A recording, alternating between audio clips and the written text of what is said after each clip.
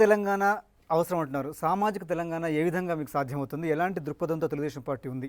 ముఖ్యంగా చెప్పాలంటే ముఖ్యమంత్రి అభ్యర్థిగా మీరు బరిలోకి దింపి గెలిపించుకున్న ఆర్ కృష్ణయ్య బీసీ నేతను మీరు ఫ్లోర్ లీడర్ కూడా చేయలేదు. అలాంటి సిగ్నల్స్ ఇస్తున్న పార్టీని సామాజిక న్యాయం దిశగా పోతున్న ఎట్లా నమ్ముతాం? శ్రీధర్ గారు, మీకు తెలియాల్సింది ఏంటంటే ఫ్లోర్ లీడర్గా ఆర్ కృష్ణయ్యను వద్దన్నాడు. మేము వద్దనులే. ఆర్ కృష్ణయ్య గారిని చంద్రబాబు నాయుడు గారు పిలిచి ఫ్లోర్ లీడర్గా ఎలా అని అంటే, నేను బీసీ ఉద్యమాల నుంచి ఆయన స్వయంగా వద్దన్నారని అవును, మీరు వారిని అడగండి, నేను చెప్పడం కదా. ఆర్ కృష్ణయ్య గారిని ఎప్పుడైనా మీరు ఇంటర్వ్యూకి పిలవండి.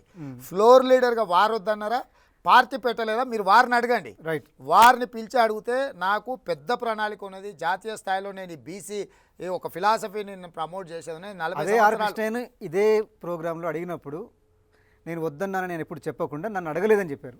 మీరు మళ్ళీ అడగండి, నేనున్న సాక్షి. ఆర్ కృష్ణయ్యనని నాకు మిగతా ఫిలాసఫీలో పార్టీతో మీకు సంబంధాలు ఉన్నాయా, కొనసాగుతున్నాయంటే అది వాళ్ళకే తెలియాలని కూడా చెప్పారు కృష్ణయ్య. అది ఇప్పుడు మీరు రెండింటిని మిక్స్ చేయకండి. ఆనాడు జరిగిన చర్చలో వారి తర్వాతనే ఇతరులకు అవకాశం వచ్చింది. వారు ఈ రోజు కూడా తెలుగుదేశం పార్టీతోనే ఉన్నారు. వారు మమ్మల్ని అడగమన్నారు కదా. శాసనసభాపక్ష నాయకుడుగా తెలుగుదేశం పార్టీ తెలంగాణ శాఖ కార్యనిర్వాహక అధ్యక్షుడు ఆర్ కృష్ణయ్య నిబద్ధతతో తెలుగుదేశం పార్టీలో ఉన్నారు. పార్టీ ఫిరాయించిన వాళ్ళకంటే, పార్టీలో వండుకుంటూ కోవర్ట్ ఆపరేషన్లు చేసేటోళ్ళకంటే చిత్తశుద్ధితోని నిబద్ధతతోని తెలుగుదేశం పార్టీ ఉన్నాడు. తెలుగుదేశం పార్టీ ఏదైతే విధానం ఉందో బడుగు బలైన వర్గాల సమస్యల మీద పోరాటం చేయాలి. రైట్, ఈరోజు ఆ పోరాటాలన్నీ వారు చేస్తున్నారు. ఫైన్. రేవంత్ రెడ్డి గారు మరొక ప్రధానంగా మీ గురించి వినిపిస్తున్న అంశం ఏంటంటే, రేవంత్ రెడ్డి గారు ఒకరే మిగిలిపోతారు, పార్టీలో అందరూ వెళ్ళిపోతున్నారు. రేవంత్ రెడ్డి కూడా వేరే గూడు అంటే వేరే ఒక వేదిక చూసుకుంటారు, వేరే పార్టీని చూసుకుంటారు. కాంగ్రెస్ పార్టీతో చేరడానికి దాదాపు ప్రణాళిక సిద్ధమైంది. సోనియా గాంధీతో కూడా మాట్లాడుతున్నారు. ఇలాంటివన్నీ ఒక రాజకీయాలు వినిపిస్తున్నాయి. వాటి మీద మీ క్లారిఫికేషన్ ఏంటి?